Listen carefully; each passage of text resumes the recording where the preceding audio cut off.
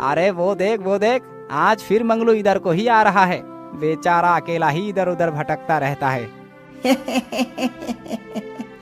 हाँ भाई, तुम एकदम ठीक कह रहे हो। बेचारे की पत्नी तो अपने मायके में मजे कर रही होगी और यह अकेला इधर उधर भटक रहा है। उन दोनों व्यक्तियों की बात को मंगलू सुनता हुआ वहां से चला जाता है।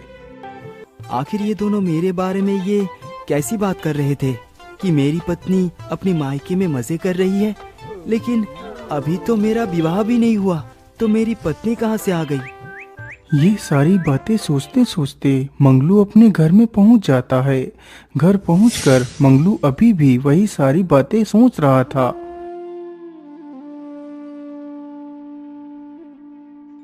अरे क्या हुआ बेटा, तुम कहाँ खोए हुए हो? आखिर तुम क्या सोच रहे हो? माँ, आज हमारे गांव के दो व्यक्ति बात कर रहे थे कि मेरा विवाह हो चुका है और मेरी पत्नी मायके में है और मैं अकेला इधर उधर घूम रहा हूँ। बेटा, गांव के आदमी बिल्कुल ठीक कहते हैं। लेकिन माँ, आखिर मेरा विवाह कब हुआ? मुझे तो उसके बारे में कुछ पता ही नहीं। बेटा, तेरा विवाह बचपन में ही हो गया था, जब तू सिर्फ 5 साल का था। लेकिन माँ, मेरा विवाह आखिर किसके साथ हुआ है और मेरी पत्नी कहाँ है? बेटा, तेरा विवाह मेरी सहेली रामकली की बेटी के साथ हुआ था। वह चंपक राज्य में रहती है। अपने विवाह की बात सुनकर मंगलू बड़ा ही खुश हो जाता है। माँ, यदि आप बुरा ना माने तो मैं अपनी पत्नी को लेने जाना चाहता हूँ। ठीक है बेटा, इसमें बुरा मानने की क्या बात है? तुम अवश्य जा सकते हो। जरा मैं तुम्हारे लिए कुछ रोटियां बांध देती हूँ, तुम रास्ते में खा लेना। इतना बोलकर वह बुढ़िया एक पोटली में कुछ रोटियां बांधकर मंगलू को देती है।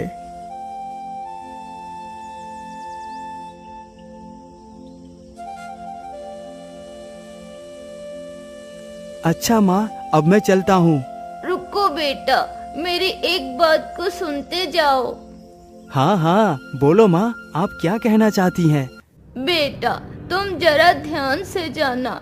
तुम्हें चलते चलते जहाँ पर भी रात हो जाए, तुम उसी स्थान पर रुक जाना, उससे आगे मत जाना।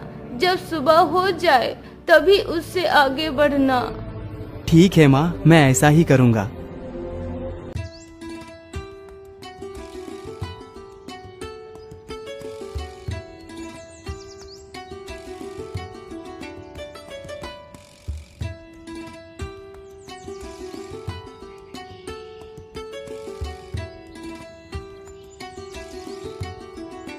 मंगलू को चलते चलते सुबह से दोपहर हो जाती है।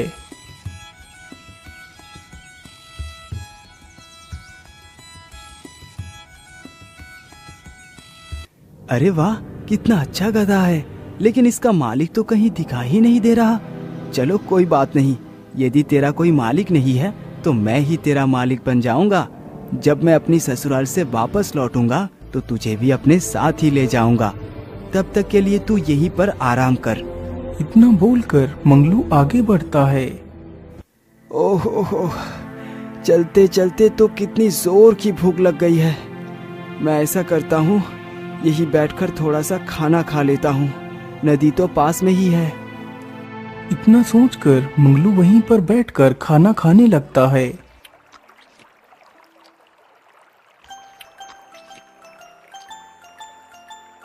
आहा, मैंने खाना तो खा लिया। चलो अब जल्दी से पानी भी पी लेता हूँ। फिर मंगलू नदी के पास जाता है और पानी पीता है। अरे वाह वाह, इस नदी का पानी तो कितना मीठा है। वैसे मैंने पानी तो अब पी लिया है। चलो अब चलता हूँ।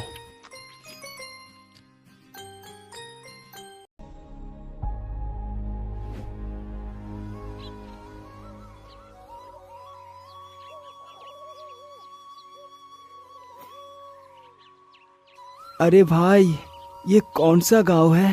भैया, यह चंपक राज्य है। हाँ, माँ ने यही गांव बताया था। इसका मतलब यही मेरी ससुराल है। अरे भाई, इस गांव में रामकली का घर कहाँ पर है? अरे भाई, रामकली का घर गांव के आखिर में पड़ेगा। तुम यहाँ से सीधे चले जाओ, रामकली के घर ही पहुँच जाओगे।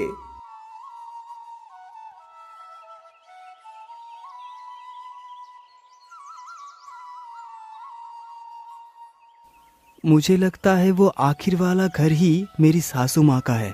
चलो चलकर देखता हूँ।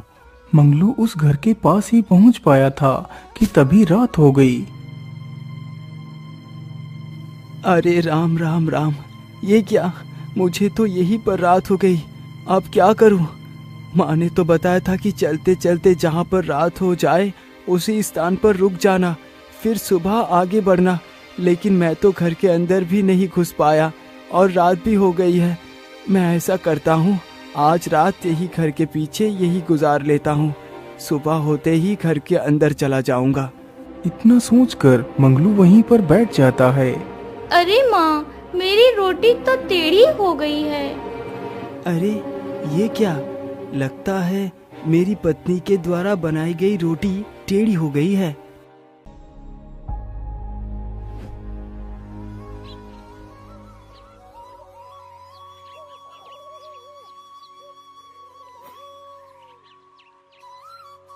सुबह होते ही मंगलू उठता है और घर के अंदर चला जाता है।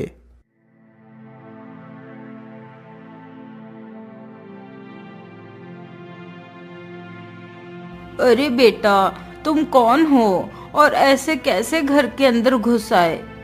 माँ जी, मैं आपका दामाद मंगलू हूँ। तो इसका मतलब तुम रूपमाला के बेटे हो? हाँ हाँ माँ जी, मैं उन्हीं का बेटा हूँ। अरे बेटा, तुम वहाँ से यहाँ तक इतनी जल्दी कैसे पहुँच गए? अरे माँ जी, मैं यहाँ पर तो तभी पहुँच गया था जब आपकी बेटी की रोटी टेढ़ी हो गई थी। अरे ये क्या, दामाद जी तो कितने होशियार हैं। आखिर इन्हें कैसे पता चल गया कि मेरी बेटी की रोटी टेढ़ी हो गई थी? इसका मतलब मेरे दामाद जी भूत और भविष्य सब जानते हैं। अरे माता जी, क्या हुआ? आप कहाँ खो गई? कहीं नहीं दामाद जी, कहीं नहीं।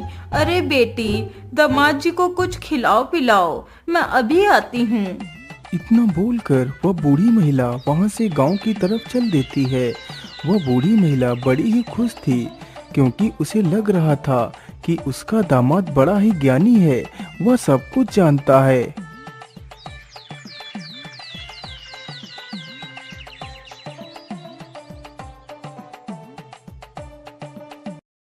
अरे धनिया, क्या बात है, तेरा मुंह इतना उतरा हुआ क्यों है? अरे माँ जी, मैं आपको क्या बताऊं, आज पूरे 4 दिन हो गए हैं मेरे गधे को खोए हुए। गधे का बोझा खुद ढो ढो कर मैं परेशान हो चुका हूँ, लेकिन मेरे गधे का कोई भी पता नहीं मिल पाया। पता नहीं वो कहाँ पर हो। अरे धनिया, तू परेशान ना हो, मैं तेरे गधे को पल भर में ही ढूंढ सकती हूँ। लेकिन वो कैसे माता जी, मैं कुछ समझा नहीं। धनिया, मेरा दामाद बहुत बड़ा ज्ञानी है, वह सब कुछ जानता है। यदि ऐसी बात है तो मैं जरूर आपके दामाद के पास आऊंगा। इतना सुनकर वह बुढ़िया चली जाती है। वह पूरे गांव में अपने दामाद के बारे में बता देती है।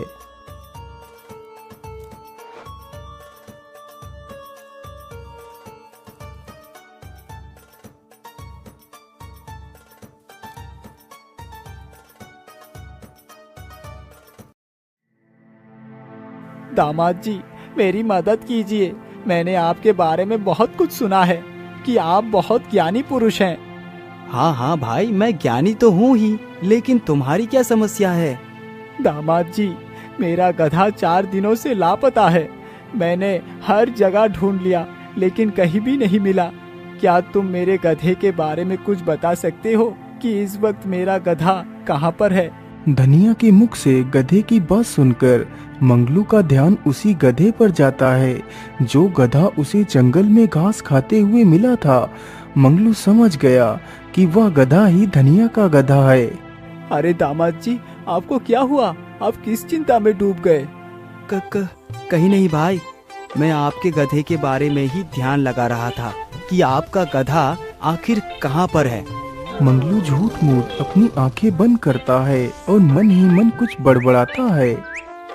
अरे धनिया भाई, आपका गधा इस गांव के उत्तर दिशा में जो एक जंगल है, उसी जंगल में वो इस वक्त एक पेड़ के नीचे घास खा रहा है। मंगलू के मुख से यह बात सुनकर वह व्यक्ति बड़ा ही प्रसन्न होता है। वह तुरंत ही वहां से उत्तर दिशा की ओर जंगल में जाता है।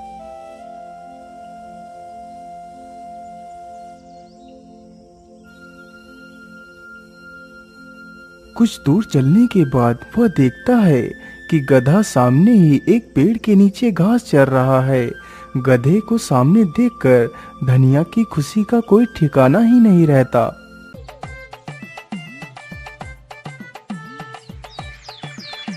दामाद जी, आपकी जय हो। आपने तो असंभव को संभव कर दिया है। वास्तव में ही आप बहुत ज्ञानी हैं। इसी प्रकार यह बात पूरे गांव में फैल जाती है कि रामकली का दामाद बहुत ही ज्ञानी है। वह सब कुछ जानता है।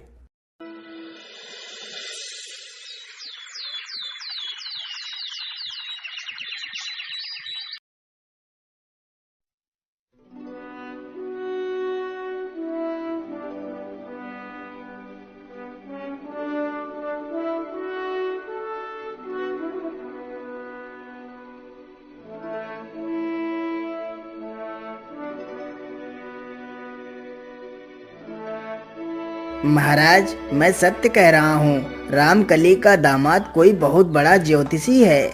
वह भूत और भविष्य सब कुछ जानता है। यदि ऐसी बात है तो मैं भी उस महान आदमी से जरूर मिलना चाहूँगा। सैनिकों, जल्दी से जाओ और रामकली को तथा उसके दामाद को लेकर जल्दी ही वापस आओ। राजा का आदेश होते ही सैनिक रामकली के घर को पहुंच जाते हैं। रामकली जी, आप हमारे साथ चलिए। महाराज ने आपको तथा आपके दामाद को महल में बुलाया है। अरे सैनिकों, क्या हमसे कोई गलती हो गई है? हमें महाराज क्यों बुला रहे हैं? रामकली जी, ये सब कुछ हम नहीं जानते। इसका पता तो आपको वहीं चलकर लगेगा। अरे राम राम राम, कहीं मैं अपनी तारीफ सुनने के चक्कर में कुछ गलत तो नहीं कर बैठा? आखिर राजा हमें क्यों बुला रहे हैं? ठीक है सैनिकों, चलिए हम आपके साथ चलते हैं। इतना कहकर रामकली अपने दामाद मंगलू के साथ राजमहल के लिए निकल पड़ती है।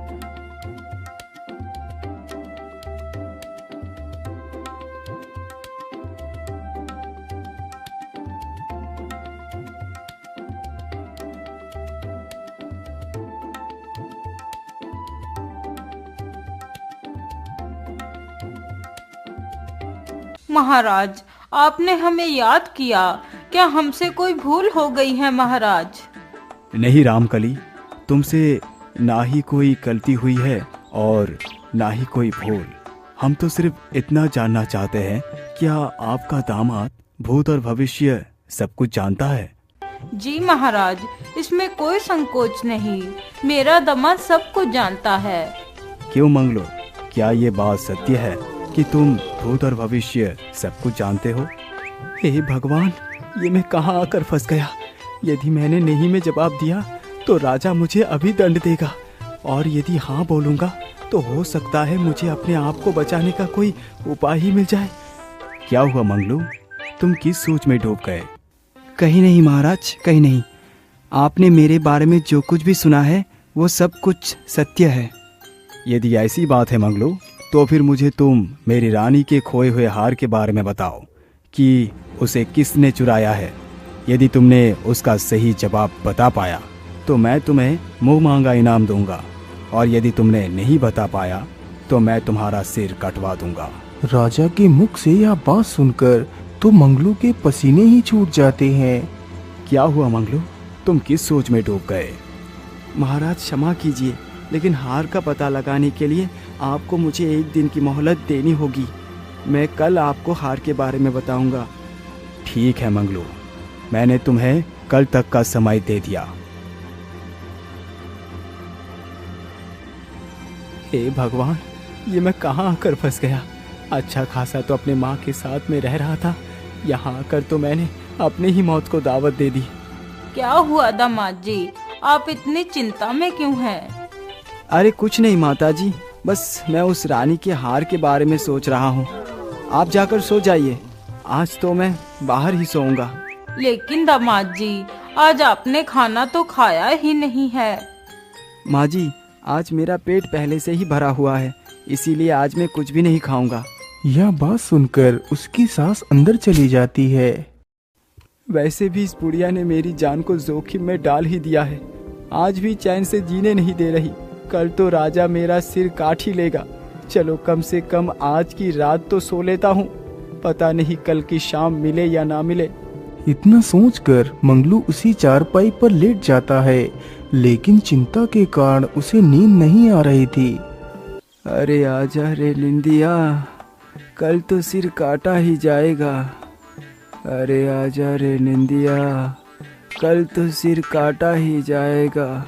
मंगलू इसी बात को बार बार दोहरा रहा था ताकि उसे नींद आ जाए। तभी यह आवाज पड़ोस में रहने वाली एक 30 वर्षीय महिला के कान में पड़ी, जिसका नाम निदिया था। वह भी राजा के यहाँ रानी की दासी बनकर काम करती थी। अरे यह मौसी का दामाद तो मेरा ही नाम ले रहा है। क्या इसे पता चल गया कि रानी का हार मैंने ही चुराया है? हे भगवान, अब मेरा क्या होगा? यदि कल सुबह ये बात राजा को पता चलेगी तो राजा मुझे फांसी पर ही चढ़ा देंगे। अब क्या करूं मैं?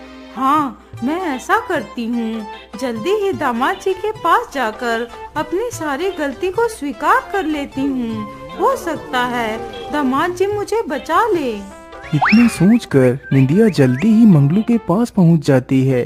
दामाद जी, मुझे माफ कर दीजिए, मुझे बचा लीजिए। अब मेरा नाम महाराज को मत बताना कि रानी का हार मैंने ही चुराया है, नहीं तो महाराज मुझे फांसी पर लटका देंगे। महिला की यह बात सुनकर मंगलू हालात को समझ गया। वह मन ही मन बड़ा प्रसन्न हुआ। अरे निंदिया जी, आप चिंता न करें, मैं आपको एक शर्त पर ही बचा सकता हूँ। यदि तुम मुझे उस हार को लौटा दो तो मैं तुम्हारा नाम राजमहल में नहीं लूंगा। दामाद जी, उस हार को मैं भी अपने घर लेकर नहीं आई। वह हार तो भी राजा के यहाँ ही है। लेकिन राजा के यहाँ वो हार कहाँ पर रखा हुआ है? दामाद जी, मैंने उस हार को राजा के बगीचे में ही एक बड़े से पत्थर के नीचे छिपा कर रखा है। अच्छा अच्छा निंदिया, तुम चिंता न करो, तुम चिंता मुक्त होकर जाओ, तुम्हें कुछ भी नहीं होने दूंगा। लेकिन कसम खाओ कि आज के बाद चोरी नहीं करोगी, मेहनत करके ही खाओगे। हाँ हाँ दामाद जी, मैं कसम खाती हूँ कि आज के बाद मैं कोई चोरी नहीं करूँगी।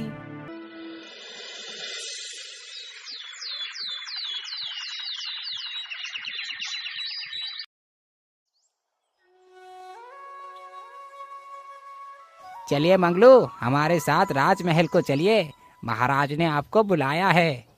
हाँ हाँ, चलो सैनिकों, मैं आपके साथ चलने के लिए तैयार हूँ।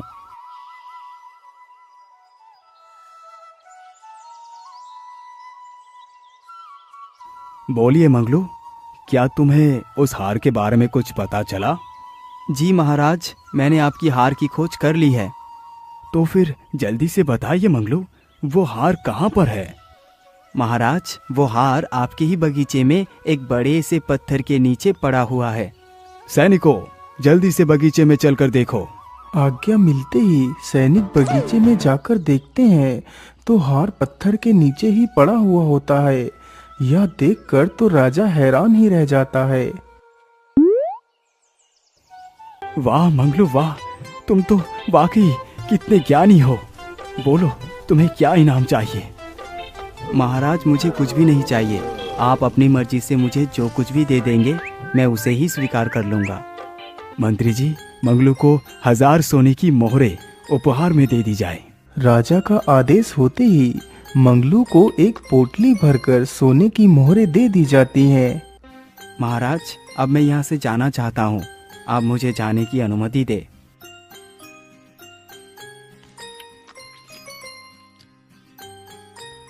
हे भगवान, बाल बाल बचा लिया आपने। मैं आज ही अपनी पत्नी को लेकर यहाँ से 9-2-11 हो जाता हूँ।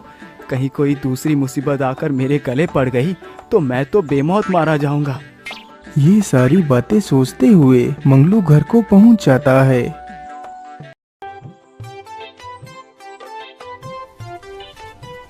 माँ जी, आप मेरी पत्नी को आज ही विदा कर दीजिए।